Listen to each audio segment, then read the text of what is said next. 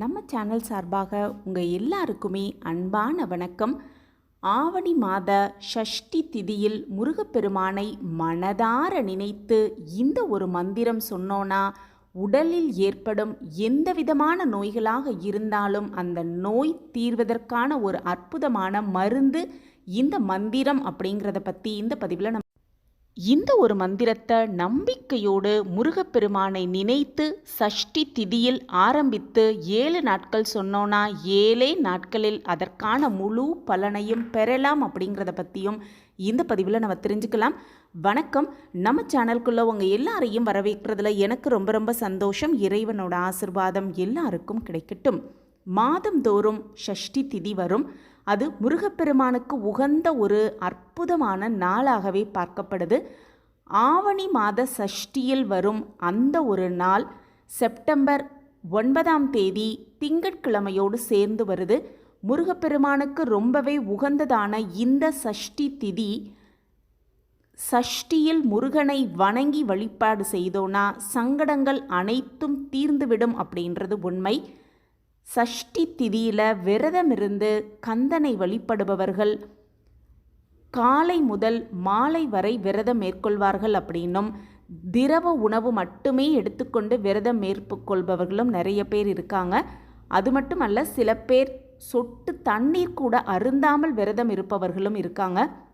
அதே சமயம் நம்மளுடைய உடல் நிலையை கருத்தில் கொண்டு எப்படி இருந்தால் நம்ம உடல்நிலைக்கு அது ஏதுவாக இருக்கும் அப்படிங்கிறத மனசார நம்பி இறைவன் மேல் பாரத்தை போட்டுவிட்டு இந்த ஒரு மந்திரத்தை நம்பிக்கையோடு சொல்வதன் மூலம் எந்த விதமான நோயாக இருந்தாலும் அது நிச்சயமாக எம்பெருமான் முருகப்பெருமான் தீர்த்து வைப்பார் அப்படிங்கிற நம்பிக்கையோடு இதை பாராயணம் செய்யணும்.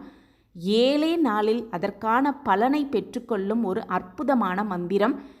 இந்த செப்டம்பர் மாதம் 9ஆம் தேதி ஆவணி மாதத்தில் வரும் சஷ்டி திதி ரொம்பவே சிறப்பு வாய்ந்தது. திங்கட்கிழமையோடு சேர்ந்து வரும் இந்த சஷ்டி திதி அன்னைக்கு சொல்ல வேண்டிய மிக முக்கியமான ஒரு மந்திரம், நோய் தீர்க்கும் மந்திரம். எத்தகைய பிரச்சனையாக இருந்தாலும் அதை கந்த பெருமானிடம் வைத்து முறையிட்டோன்னா அந்த பிரச்சனைகளுக்கெல்லாம் தீர்த்து அந்த பிரச்சனைகளுக்கெல்லாம் ஒரு முற்றுப்புள்ளி வைப்பார் முருகப்பெருமான் அப்படிங்கிறது உண்மை.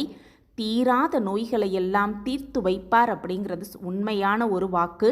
சூரனை அழித்த முருகப்பெருமான் சூரனை மட்டுமல்ல நம் நோயையும் வல்லமை கொண்டவர் அப்படிங்கிறது உண்மை. நோய் தீர்க்கும் மருத்துவனாகவே திகழ்பவர்தான் முருகப்பெருமான். அறுப்படை வீட்டு நாயகன் வினைகள் அனைத்தையும் தீர்த்து வைப்பான் அப்படிங்கிறத நம்பிக்கையோடு நம்பணும்.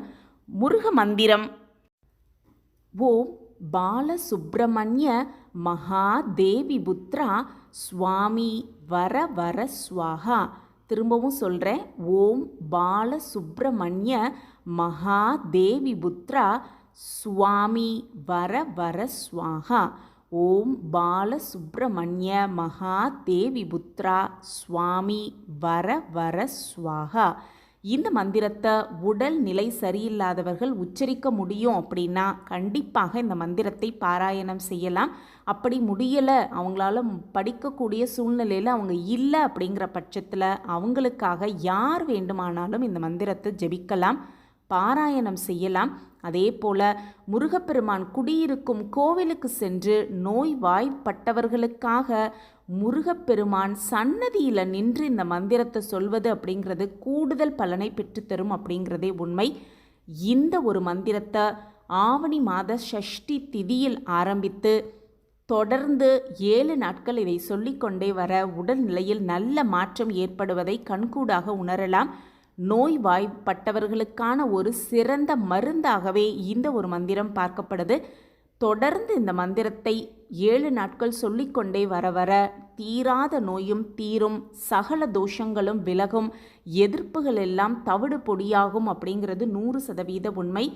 இதனால் பலன் பெற்றவர்கள் ஏராளம். நம்பிக்கையோடு இதை செய்தோன்னா நிச்சயமாக நம் நம்பிக்கையும் நிறைவேறும் அப்படிங்கிறத நம்பிக்கையோடு இந்த மந்திரத்தை சொல்லி எம்பெருமான் கந்த பெருமானின் பரிபூரண ஆசிர்வாதத்தை முழுமையாக பெற்றுக்கொள்ளலாம்.